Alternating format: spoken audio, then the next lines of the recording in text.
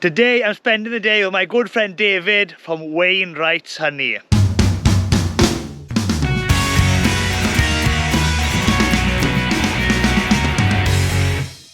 Hello, I'm Griffith, welcome to Gwynny Griffith. Here we talk everything beekeeping, farming, countryside living, and we do reviews as well. Now I'm in a special place. I think this is the 4th time I've been here. It's a lovely, lovely nuke yard. We're in Salisbury. And this is one of many nuke yards that you've got here, David. You're running, I think, 1,800 honey producing hives and 700-ish nukes. That's the size of the honey farm. Something like that, yeah. So, you know, we're talking, this is one of the biggest honey farms in the UK, David, is Wainwrights, easily. One of them, yeah. One of the biggest. Bigger ones, But I suppose what's unique about where we are today and David's business, you don't just keep bees in one area, you keep bees across the whole of the UK. It's not just in, well, where David's main base then is Aberystwyth, but only halfway from us at home. You've got a fair few number of hives there, but your business is very much UK based, isn't it? Yeah, it's spread out a bit across the UK.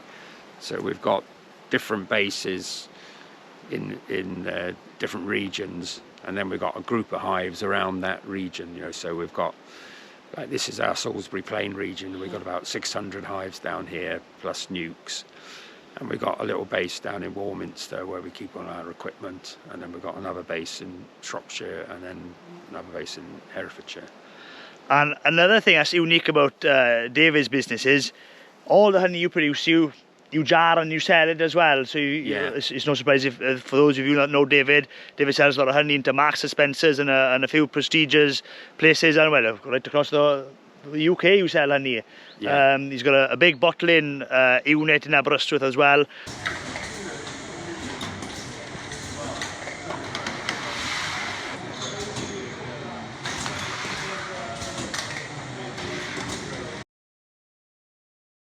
And well, you produce a lot of honey, good quality British honey, and you've been in Marks and Spencer's how long now, David?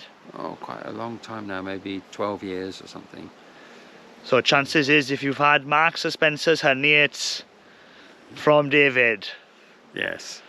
So, but what we want to cover today in this video, David keeps his bees and manages his bees in a slightly different way to the way maybe you've been taught beekeeping, where if you start off, you've gone on a beekeeping course, you taught, inspect your bees every 7 days. This isn't what David does, and I met David a good few years ago. We've become good friends, and David has influenced how I keep my bees. And I've got more bees now than ever before, and as a whole, I produce more honey than I used to before. This year being a blip in that, but David's got a unique way of keeping bees. Almost like we were talking, almost like a New Zealand type style. There's no real word for it, but we're gonna follow this journey in this video and look at the nukes and how David starts off with a colony, and we're gonna follow a few different sites and see how that progresses. But in a nutshell, David, you don't do swarm control. You start off by making a lot of nukes, and you rely on good, strong, young queens, and you give the bees plenty of space, and you just let them crack on as long as they've got everything that they need to succeed. Is that a true? Yeah, it's very simple, really, and it's a bit more like how a shepherd might look after his flock of sheep. The shepherd doesn't do everything for every sheep, but it just gives them the grass, gives them the food they need, gives them the shelter they need, and then lets them get on with it. And that's basically what we do with the bees. I think if you've got a healthy nuke and you make sure that nuke has got the food it wants, got the space it wants, then just leave it to develop. It develops over its first summer, and then the next summer it's going to be a full-size colony, and it's going to start producing a crop of honey, and it will keep going for 3 or 4 years probably, and then by that stage the mortality increases and they're getting old, and then we move them to a retirement site where we amalgamate all these old colonies, and that frees up the space for the new set of nucs to come in and occupy those empty sites where the old ones were the last few years. So it's an excellent, not quite a hands-off approach, but it's an excellent natural way of beekeeping, isn't it? You're working with the bees, not against the bees. You're not trying to force them to do anything. You're just letting them do what they want to do. And, you know, David has got some, you know, big crops. Well, every year you produce, most years you produce a big honey crop, and, you know, you haven't had a bad year for some time, really. Yeah, you know, it's an average of about 50 kilos per hive, a bit more than 50 kilos per hive. And you know, we do get hives, some of the hives producing really big crops sometimes. And I don't know whether we'll cover it, but, you know, you're developing your own bee line as well. At home, you've got the Caris line. Yeah. You know, how long have you been keeping bees now, David? I say you've been keeping bees a long time. I don't want to say your age and anything, but you know, you've got about 50 years. 50 years on the bees now. You know, if people like David, you want to learn off, because, you know, David has made more mistakes than I've had success probably. But you know, right. you know, and that's why I like spending time with you, David, because you've seen things go right, you've seen things go wrong. In 50 years, I mean, you know, is it 10,000 hours? You've got to be a master. Well, you're probably a master of a master by the amount of time you've spent on bees. You know, and that's what's nice, really, to spend some time. And, you know, David's been good enough to do this video with us, to share his knowledge with us, and I'm sure you're all going to be fascinated and to see, you know, a different way of beekeeping, and to see it done very, very successfully. You know, I don't want to give David too much compliments in this video, make it awkward, but Wainwright's Honey is one of the most successful honey farms in the UK. Number one by the amount of honey they produce and the business that they've built. How many staff are you now, David? 25. 25 staff. You know, beekeepers right across the country, supplying a place like Marks and Spencer's as well as other places. You know, this is a real success story. First generation beekeeper, David. Yeah. You know, David's built this up in a generation, and it's unbelievable. You know, not many people has achieved what David has achieved anywhere in the world, being first generation to where Wainwright Honey is now. So that's a nutshell of how you keep bees, David. Let's have a look at some of the nucs, is it? Yeah, okay. Let's have a look at this one. This seems a busy one. So these nucs now, these David doesn't keep nothing on national. These are they're modified daedant. Yeah. So what's the difference between a daedant and a modified daedant? There's a slight difference in the frame size. Of why it was ever modified, I don't know. But modified daedant frame is a little bit bigger than, you know, just a couple of millimeters bigger. Yeah, shame they modified it, because David is too far down the rabbit hole to change systems or hives now.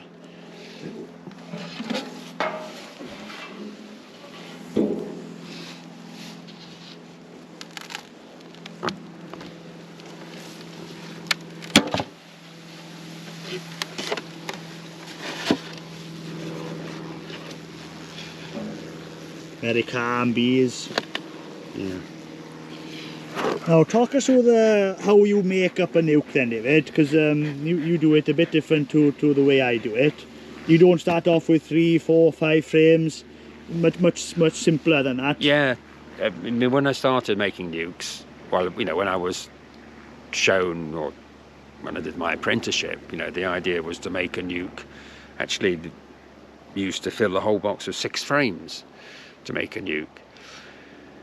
But as time went on and I wanted to make more nucs, I started reducing the amount of frames in the nucs, and then eventually I discovered, well, actually you can just do it with 1 frame, and they seem to develop fine. So all these were started with 1 frame in May, you know, and it's like this one has filled its, you know, it's now on 12 frames, and they're pretty full. It's got a little bit of foundation either side.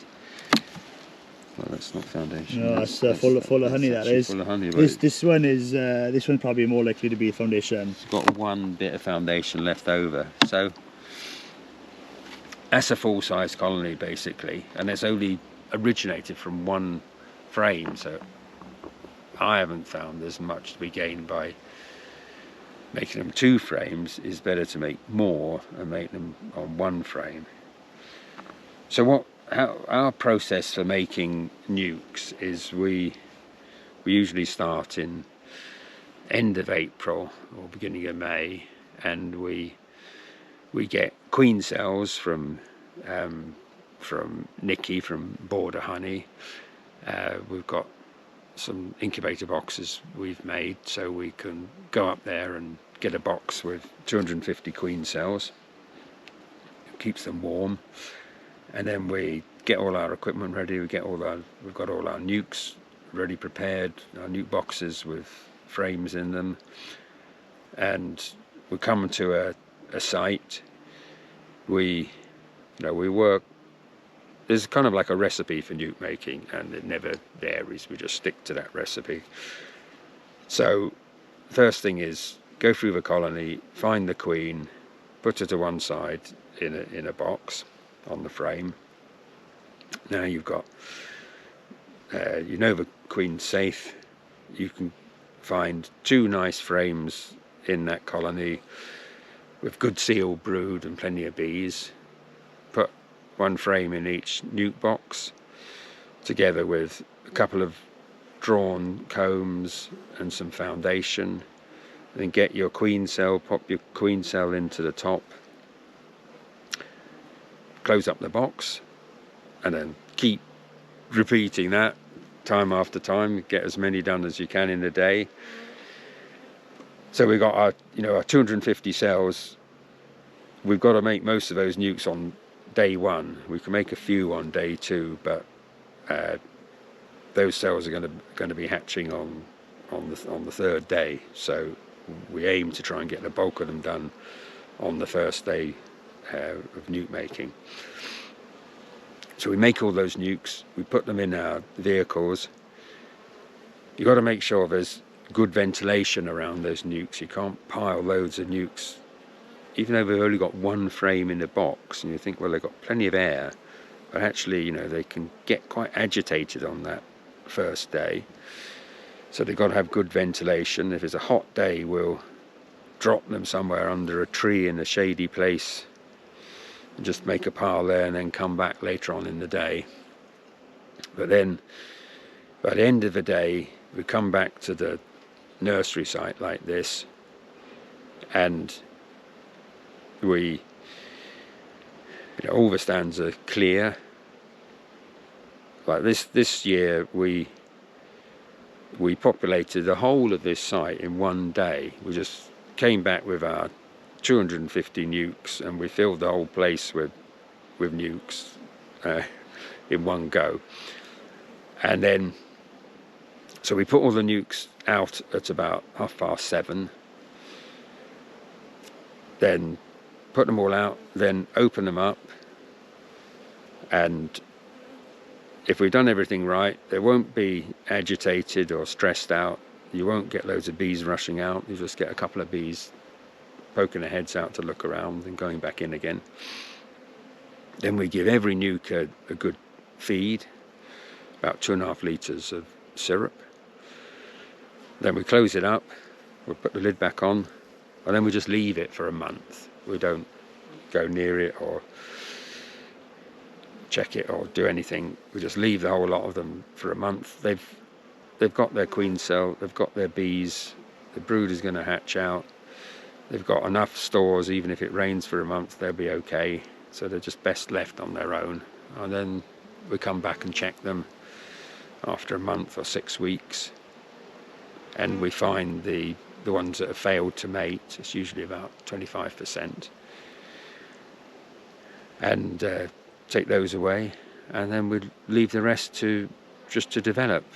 And usually we don't have to feed them. They, as they had some syrup to start with, they're sort of well stocked, and then they can go out and forage themselves. Or, and you can see like this one, it's got plenty of stores of honey that they've gathered and filled these frames up with. And this is now at a stage when we can transfer it into a standard hive for the winter. Smaller ones will overwinter in the poly boxes. And yeah, so that's it. Now we've got a population of young stock, ready to repopulate empty sites to produce honey for next year. Well, if that isn't a fantastic way and a natural way to make nucs, I don't know what is. And using the least amount of resources possible, 250 nucs in one day using queen cells, and then you just leave them to it. You don't rush them, you don't force the growth. I know when we do nucs, we sell a lot of nucs, so we feed them all the time, we build them up fast, but David doesn't sell the nucs. He wants them to build up, feed themselves for the winter. Then you come to this time of year now, and I mean, we'll go around, this goes right down, round the back, right round and round to the truck again. And this is a fantastic British bred queen, British made nuc with, without any kind of strain or force. The temperament is excellent, and basically you just do that times every area, and you get your 700 nucs like that every year. Then, David, that's yeah, we try and make 1,000, so we get about 750 good ones. There you go, 1,000 nucs in a year and 750 good ones. That's pretty good going, and especially it doesn't cost you much labour as well. A little bit of labour to start. They get going. And when do you go through now? Because some of these have got super, some of these have got double brood boxes on. When do you decide to give them a little bit more space? So we went through these in towards the end of June, I think it was. So that was our first time through them, finding all the dud ones, getting rid of the dud ones, and then looking at the good ones and the best of the good ones, giving them a second box of deep frames, and the weaker ones giving them a shallow box. Probably if we had more deep boxes, we would have just given everybody a deep box, but we don't have enough of them. And there we go, and that is David's next, I suppose what we call replacement stock sorted, and we'll go see some of the nucs he made last year and see how they produced, and maybe some of the nucs from the year before. Is it, David? Yeah. We'll go see how they've come on. But I mean, if this isn't a fantastic way to keep bees, I don't know what is. And the first time I came here must have been 6 years ago, maybe, David. The first time I came here with you, David's changed my way of beekeeping. Totally changed the way I looked at beekeeping, and the amount of nucs I do now, and the bees we've got. It is a method of how David has done things. And when I bought the bees in Cardigan, I thought, how on earth am I gonna keep bees an hour away from home? Well, David keeps bees all over the UK, so no excuse to keep bees an hour away from home. And I remember talking to you at the time, David, saying I was thinking of keeping bees in Cardigan, and I wasn't quite sure, and is it too far? And David just looked at me thinking, it's an hour away, get a grip, that's not far at all. I suppose you're based in Aberystwyth, you're at the furthest point in the UK to almost all your sites. Yes. But that's it. David has committed his professional career to beekeeping, and he's built a fantastic business, and the staff you've got there and the bees you've got there, it's just a credit of finding a system and just perfecting and do one thing really, really well and follow that one system. And I suppose that's why you get the success. It's a tried and tested method. 50 years of beekeeping. I'm sure over the years you've tried, especially in your earlier years, you've tried different ways of beekeeping, and this works. Yes, I think the way I was shown to keep bees was pretty complicated, and managing the bees and checking all the colonies, and if anything was wrong, trying to put it right. And quite often you'd try to put it right, but the thing you did wouldn't work, and then you'd have to do something else, and so on and so on. Getting more and more complicated. But as time has gone on, I've just tried to make things more and more simple, basically. And what I'm doing now is basically pretty similar to what the old skep beekeepers used to do. Where you just have a certain number of colonies in the spring, they swarm and divide, you get more colonies, and then in the autumn you unite them, So you're not interfering with the colony, and you've got this sort of natural structure of your herd or your stock, and you've always got the young ones coming forward, and you're relying on the young stock to produce the honey, and then reducing the old stock by uniting those old ones together. Lovely. Let's have a look at some other nukes here. Yellow Salisbury plain honey.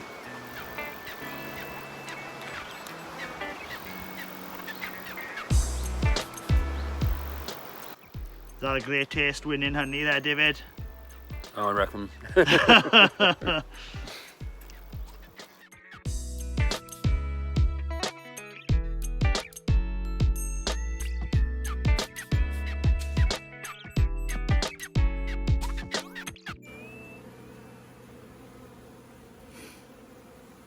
That's ivy pollen starting to come in there. So David's got a tab on all his hives and nukes here. So the queen is Emily 20, is it David? Yes. That's the line of the queen cell that you bought. The date the nuke was made up was on the 27th of the 5th, 2020. Yeah. The brood was taken from Castle Apiary. Yeah. One frame of brood, and this is a batch number. So this batch number obviously means something to you. Yeah. And 2020 queen, and we've got 1, 2, 3, 4, 5 supers. Look at the honey on that. Look at that. And this is a day-done brood box, which is probably 40 to 50% bigger than a national. Yeah. So that, I mean, that's how much honey we're talking here. Look how far back I got to walk to get that in shot. You're a tall guy, David. That's another box that's taller than you. 60 or 70 kilos, that is. Look at that. David's just lifted the top box up. And look how ram that is.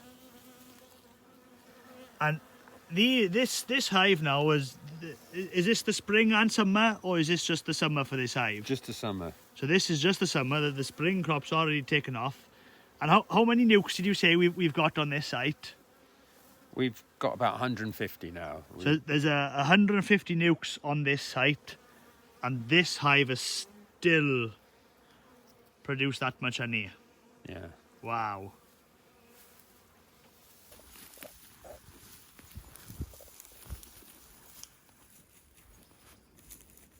Now, in the middle of this nuke yard, we've got, well, a man-made pond. David had to bring a digger in to do this pond. And basically, where we are here in the Salisbury Plain, there is no streams because it's all chalk beds, so the water's underground. So the bees haven't got access to that much water. So David had a bit of a problem at the start. People with swimming pools, people with horses and the drinker troughs. Every time David would go to a new site, he'd get complaints about the bees because the bees would just fill the swimming pool up and nobody could use it. So David was public enemy #1 for a few years in the area. So in the nuke yard, he's dug this pond. Well, you say, David, what you did, yeah? Yeah, so we've dug this pond and had to put in a liner because it's just chalk. And it just fills up naturally, but the bees love it. You can see loads of bees getting water down there along the edge where it's a bit mossy. And on some days this is absolutely humming with bees getting water, and the amount of water they get is quite surprising. You know, it's on the sort of 25 litres a day or something like that. All these nukes need. And what I found is, in the different apiaries we've out on the plain, we've provided the bees with water, usually with an IBC with the top cut off and some bits of spongy material lying in the water where the bees can go. And wherever I do that, if people were complaining about their swimming pool or their horse trough, as soon as the bees have got their tank, they don't bother with the swimming pool or the horse trough. They just go wherever's quickest, and having a water source right in the apiary is quicker, so they never go anywhere else. Well, I remember the first time I heard that story, I couldn't believe it. Being in Wales, there's water probably in every puddle, hedgerow, field. There's a river or stream everywhere. And I didn't realise, you know, this type of climate, or not climate, landscape you've got here. You know, that if you're going to put bees somewhere around here, you've got to allow for the water as well. Give the bees everything they need. Yeah, that's right. And another thing I like about this site is we've got a thick row of trees right round, so you know, you got good protection from the wind. Is that something you always look for, David, when you're setting up a nuclei or an apiary, that you want the bees to be out of the wind? Yeah, particularly with a nuc nursery.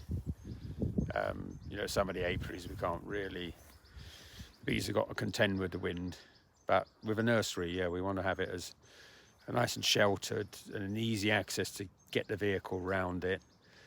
And then we don't keep it too tidy, we sort of clear little bits. So each group of nucs has got its own little kind of yard, and then there's a barrier, then there's another group. So we leave bushes dotted about.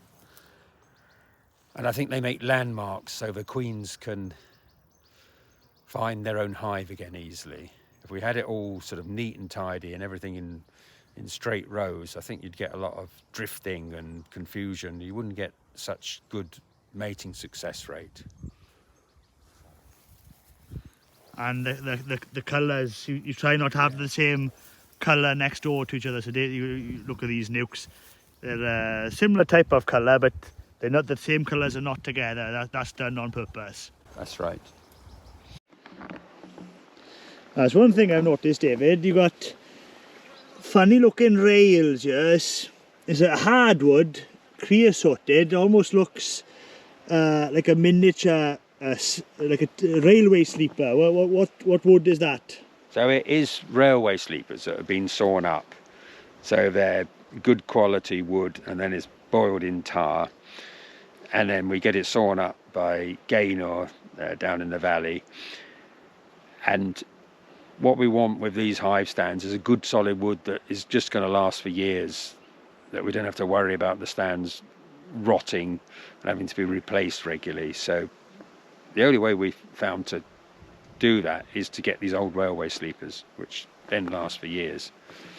And those of you know, railway sleepers is either oak or jarrow, two of the hardest woods there is, and that's why these look like that. Yeah. And I suppose, you know, the investment you've got here with the nucs, the last thing you want is these filling up with a bit of honey, something snapping and this tipping over, and you know, that's going to cost you a fair bit of money potentially. So you know, you want your stands to be good. And yeah, I think never thought about cutting railway sleepers. They've obviously got a really good saw bench to be able to do that. Yes, that's right. Because when I used to be a ranger, we used to cut up railway sleepers for bridges, and they used to wreck the chainsaws. So they must have a serious table saw to cut them up.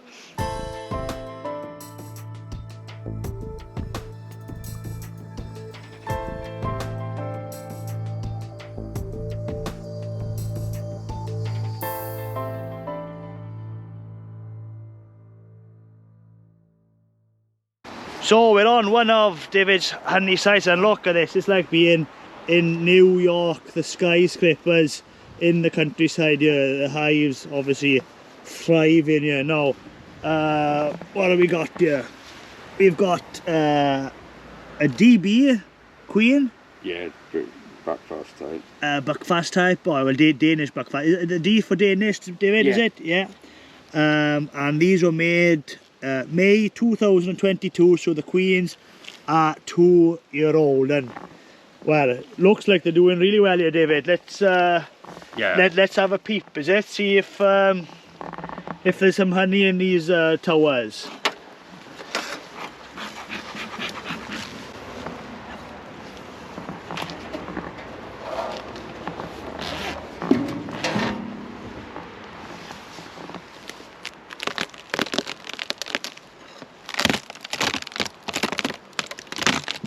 When you hear that noise, it's always a good sign. Yeah, so that's 3 full.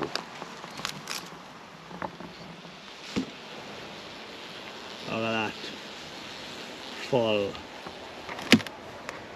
And what kind of honey do you get here in Shropshire, Dave? Is there a type of honey you get? This is, you know, just up there is the Salisbury Plain, and then you've got the valley along here. So we've got all the wildflowers that are chalk downlands up there, the sandfoin, the sweet clover, lots of other different wildflowers. And then along the valley they've got more white clover, and then quite a few trees as well. So they get a good variation here. Right, let's have a look at some of these hives. And David, do you want to talk quickly about this site before we pop in and have a look? Yeah, so this is how we operate our bees. So that we have in one yard all the bees are very closely related. So they're all the same batch of nucs, they're all made on the same day, they're all got the same queens, all from the same year. And so this site had a small group left over of old bees, you know, which were 4 or 5 years old. We took them out, took them down to a retirement site at Pewsey, so we got this site clear, and then brought in a fresh set of nucs in 2022. So they had a good crop last year, now they're making another crop this year. So this is the summer crop. We've already got 30 kilos on average off of these hives, and now they've got this summer crop in addition. So let's see what they've done here. This is nicely stuck down. This is a good sign. And when it's that tight, it's normally pretty good. So what are we? 1, 2, 3, 4, 5, 6. I'm gonna have to go up on the hive stand here to see. Oh, look at that! Every frame is full, David. Is it? Yeah. Oh yeah.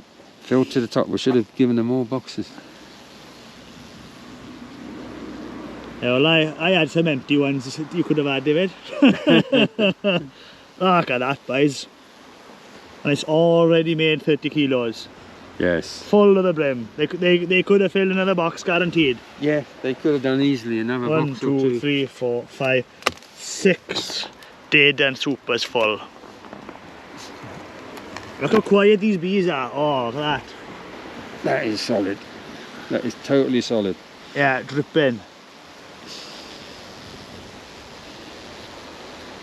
So with these dead dents, when I look at my supers when they're full, you can get 12 kilos into a national box, but I work it out at 10 kilo. Would these be about 15 kilo of honey a day then, or yeah, can they hold a little bit more? They can hold more. That would be more like 20 kilos of honey in that solid box, but on average 15. Yeah. So I mean, the best case scenario, you're talking 1, 2, 3, 4, 5, 6, 7, 8, 9, 10, 120 kilo. Well, it's 100 kilo honey, say there then, is it? It could be, yeah. It could be. Well, obviously we haven't checked these bottom boxes, but judging by the top, but we don't want to just crack all the honey here now and have the bees to clean up that mess. But if there was no honey there, there'd be no honey in the top box. If that top box is full, I can guarantee you these are just as full. So look at that, 2 years on, and the last year's crop would have probably been just as good as this, David, wouldn't it? The fresh nuke on site. Yeah, it was good last year as well. And so this is the second year now, so these bees will be on this site now for another 2 years before you move these on to what we call a retirement site. Yes, depends on how they go, you know. They might, some groups just remain strong and healthy right the way through, so they keep going for years, but other groups start to lose colonies here and there, and the number starts to decrease. You know, some groups decrease faster, some groups decrease slower. But on average, it's probably about 4 or 5 years. So this is their second year. They probably get another 2 or 3 years, and then they go to a retirement site. And you know, with this now, you know, you don't do your weekly inspections. You don't do your traditional swarm control. I know you come here and you take a a few frames of brood for when you do nucs. Yeah. A site like this, what would you say the swarming percentage is? Say, You can kind of see it. well, it looks like literally only 1, maybe 2 for me on this whole site. It's something like that. Yeah, so I mean, the type of 10. bees you've got that you keep, that they're obviously low swarming tendencies, that the queens are young. The second you're in, I mean, it would have been a total waste of money to spend the money to send someone here every week to go through bees that were just not going to swarm anyway. Yeah, and you've disrupted them, so you've got costs of transport, labour on doing that inspection, and then you've disrupted the bees, so they're not going to produce as much honey on those days you're disturbing them as they would otherwise have done. And actually, I think just the fact of disturbing the bees and taking a brood nest apart actually encourages swarming. So I think if you look at the swarming percentage here, It's excellent, David. It's excellent. Actually, if you compared it to the swarming percentage of somebody who was doing all the inspections, I think we might be less. I don't think we're a hell of a lot more anyway, and we haven't done all the work for it. No. And one thing I will say as well, because I know plenty of people that do weekly inspections, they still lose swarms because the 7th day comes and it's raining that day, so you can't do it. Yeah. Then they go into day 9 or 10 or something, and then they swarmed. So I mean, you know, that's why I really wanted David on the channel. He sold me on this system years ago, and one of the best things I did. And you know, we increased our bee numbers, we increased our nuke numbers, but learning off David's teachings basically. And you know, when I started beekeeping, I'd one mentor called Dorian, and he taught me beekeeping. And I count David, then he's another mentor of mine that I've learned a lot off. And every time I come and see you, David, I always learn something new, and I jump back in the truck and I'm thinking, you know what, I'm going to go up another 100 hives. You know, he just motivate me and inspire me to go, you know what, I'm taking it too easy, I'm not working hard enough. That's how I feel every time I see you. But this is just one site out of hundreds of apiaries. Hundreds of apiaries. Yeah. Well, look at that, boys. We're not lying. This is genuine. So say now in spring, David, these now, they're brand new nucs. You've just populated this site. First job in spring, it's time to super up. You go through the site, you make sure everything's viable, and you go, right, it's time to super.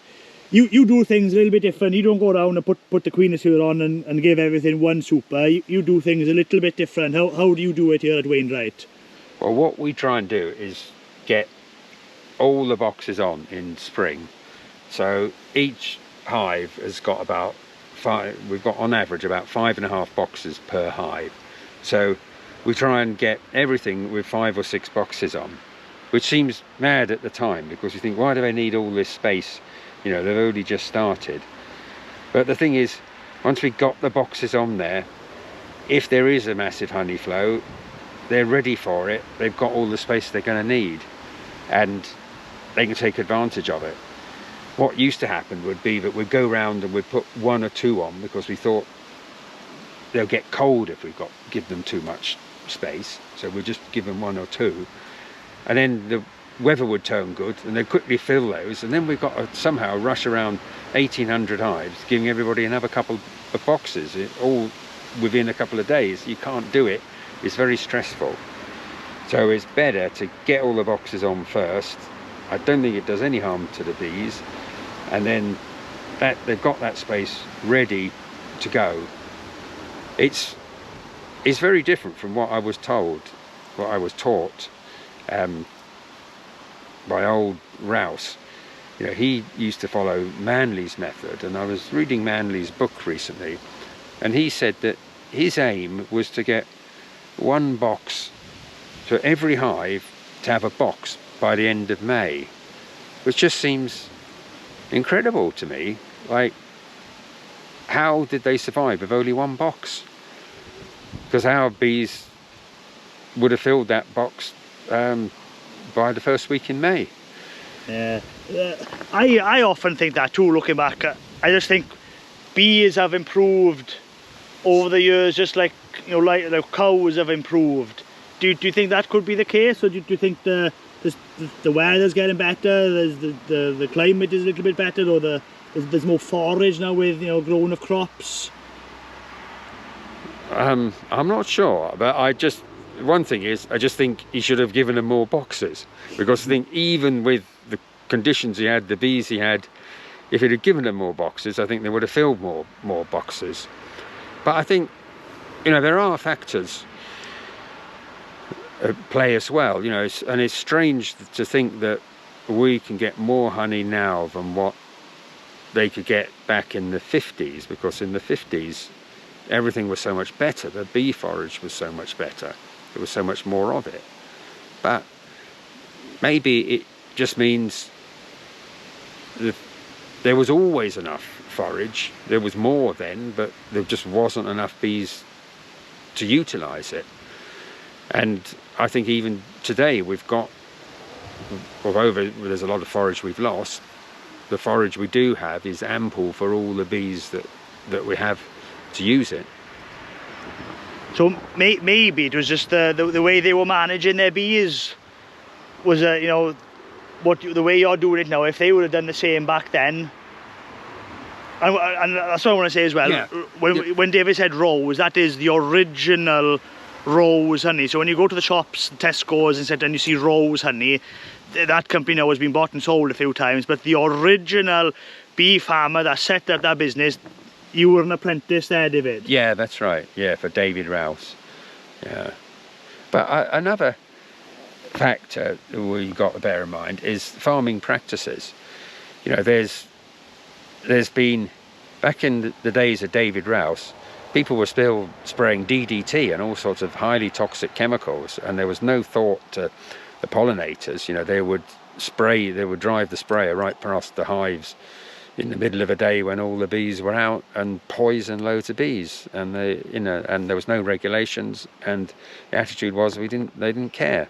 Whereas now the farmers are trying their best to be as careful as possible with the spraying, and I think it pays off. You know, that we can get crops like this on, this is an organic farm, but we've got other apiaries like this on conventional farms, and they can thrive, the bees can thrive on the conventional farms because the insecticides have been improved and the farmers' attitude is better, and they're taking more precautions against damage to pollinators. So really it could be it's a multi-factor why some bees now are doing better than others then. You know, even though the forage was better back in the day, the farming practices is better now and the chemicals is better now. It's hard to tell why then, you know. Yes, but the genetics of the bees might be one part of it, but I don't think it's a major part. You know, one of the reasons I'm saying that is I've got this old book about skep beekeeping by a Scottish, he was a Scottish head gardener back in the 1890s, and what he found with his skep beekeeping was if you just used a much bigger skep than everybody else used, you just got more honey, which is basically what I'm doing here. He just had a huge skep that was 5 times as big as the normal skep, and the bees filled it all with honey, so he got 5 times as much honey. And that's what, and in his book he's just advocating that method, and everybody should just basically increase the size of their skeps, and then you'll all get more honey.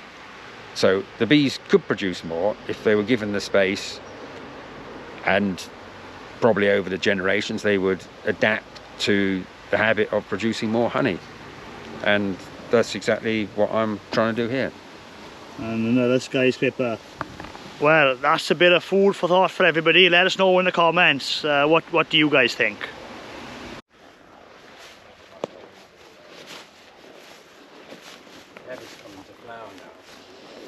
This van is an interesting van, David.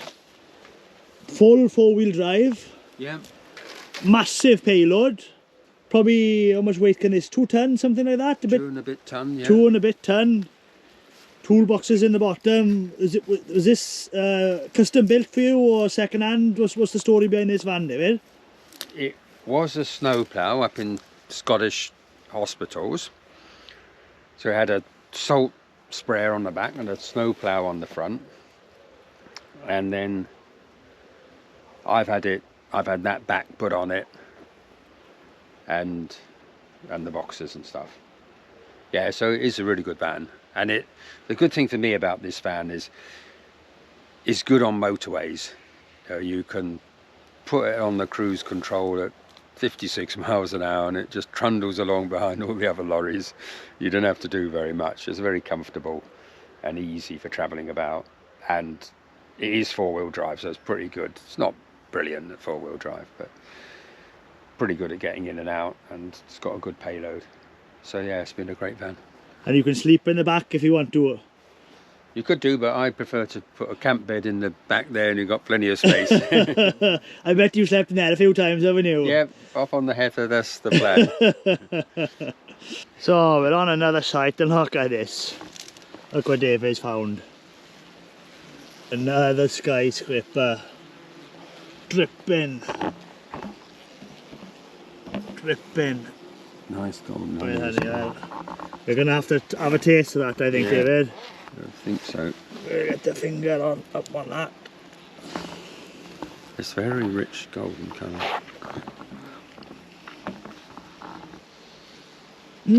Very similar to what we tasted in the nuclei. Yeah. Yeah, that's sweet clover. Really nice.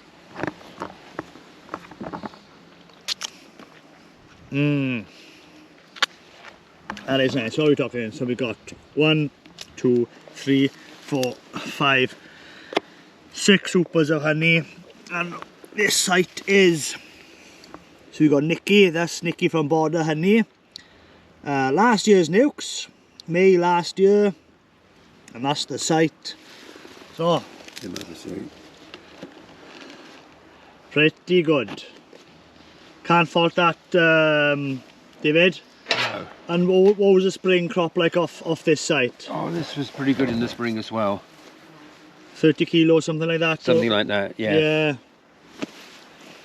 So what I would do with this kind of honey in Wales.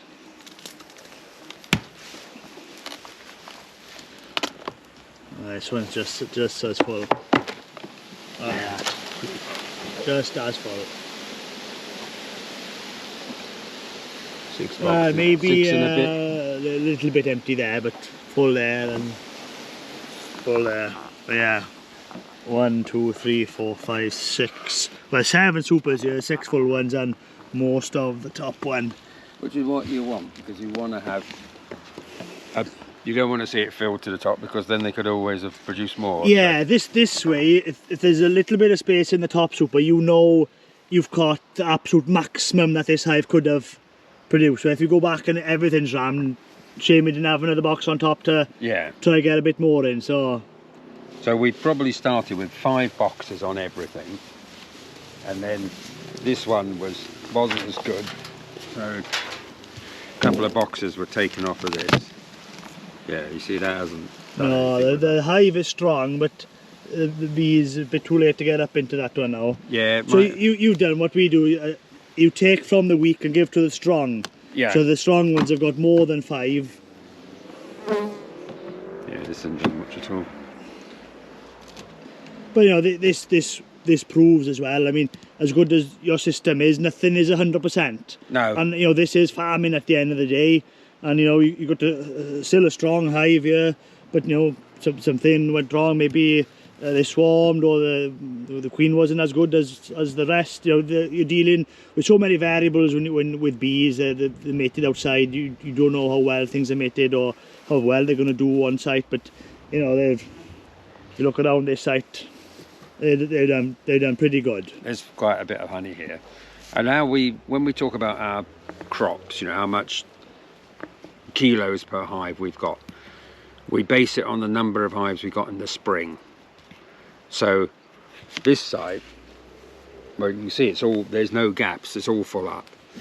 So there was 24 hives in the spring, so we averaged the crop by 24, but on another site you might have lost a couple of hives over the season, but we still work it on that spring crop, because that is the stock we had to start with in the year, and the point is how we want to get the maximum amount of honey out of our starting stock.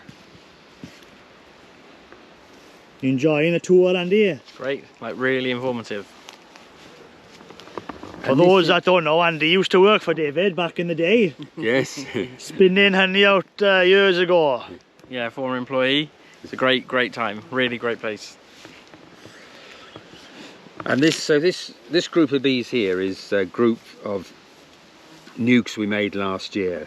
So last autumn we had a set of bees here which were quite poor. They were sort of past the best of days really, and they got moved down to the retirement site down in Pewsey, which made this site empty, and then we could move in a fresh set of nucs, which is these bees here.